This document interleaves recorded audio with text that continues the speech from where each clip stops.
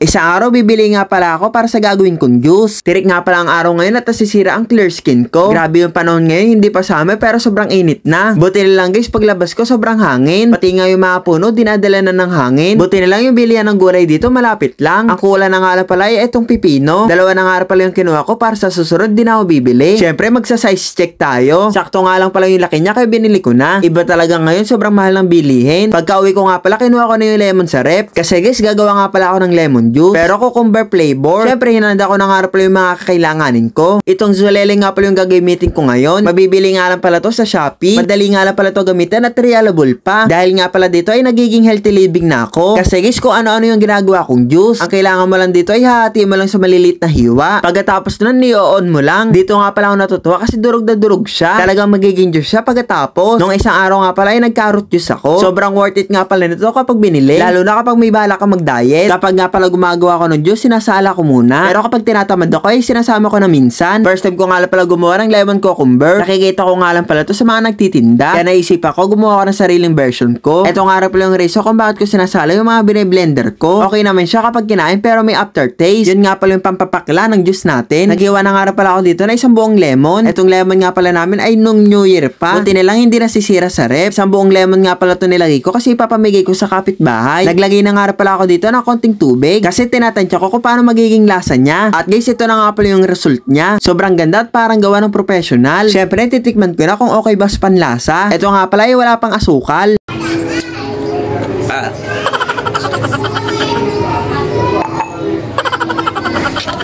So guys, hindi pala pwede yung ganun timpla lang. Kaya dinagdagan ko ng tubig at nilagyan ko ng asukal. Syempre guys, paunti-unti lang. Kasi guys, ang gusto ko talaga sa lemonade ko ay yung may asim pa. At syempre, konting asukal lang. Kaya guys, itong ginawa ko nga pala ay feeling ko ay pwede na ibenta. Kung magbi-business nga pala ako, isa to sa mga gagawin ko. Ang costing ko nga pala dito ay 30 pesos. Sobrang sarap at sobrang asim pa. Kaya guys, tara ipatikim natin to sa mga tao dito. Syempre, si mama muna. Kahit natutulog nga pala siya ay ginising ko. Kasi gusto ko malaman kung pasado sa kanya. Mukha naman nasarap pa kasi ayaw niya magpaawat. At guys, approve nga pala si mama. Syempre guys, nilabas ko na nga pala tong lemon juice ko. Si Kuya Dugs nga pala ang una ko hinarang. Tulad ko nga pala ay mahilig din siya sa lemonade. Ang hanap nga pala namin sa lemonade ay yung low sugar. At syempre yung nalalasahan pa rin yung lemonade.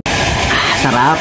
Tapos guys, sinakita ko nga pala si Boy Ubo. Tamang-tama nga pala to para sa kanya. Kasi ang lemonade nga pala nakakatulong to sa ubot at sipon. Kaso guys, yung ubo nga pala ni Boy Ubo ay hindi na nawawala. Hindi nga rin pala niya gusto yung mga gulay. Kaya nagreklamo siya kung bakit daw may pipino. As usual, kapag naubo si Boy Ubo, ibig sabihin nun masarap.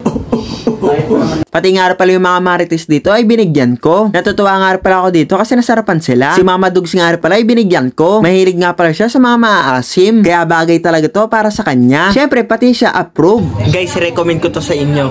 Sobrang ganda. Nasa comment section lang or nasa yellow basket.